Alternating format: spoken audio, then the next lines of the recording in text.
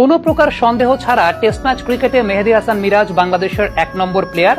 শেখ মেহেদী হাসান টি-20 ক্রিকেটে শুধুমাত্র বাংলাদেশ না, বিশ্বের অন্যতম সেরা অফ ব্রেক বোলার।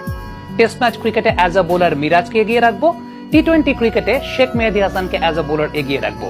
দুজনের বোলিং বায়োমেকানিক্সে কি পার্থক্যের জায়গাটা আছে যে ফরম্যাট ভেদে তাদের একজনকে আপনাকে প্রায়োরিটি দিতে হবে এক এক ফরম্যাটে।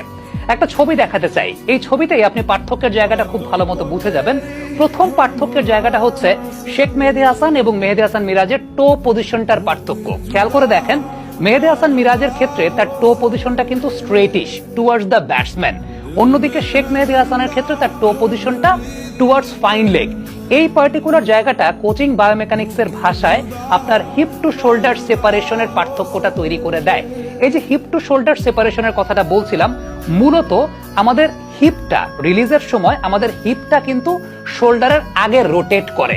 এখন একটা বিষয় খেয়াল করে দেখেন, শেখ মেহেদী হাসানের যেহেতু টো পজিশনটা ফাইন লেগের দিকে, তার মানে তার বডির আপার পোর্শনটা কিন্তু স্ট্রেটিশ বা ওপেন চেস্টেড এবং সেটা অলরেডি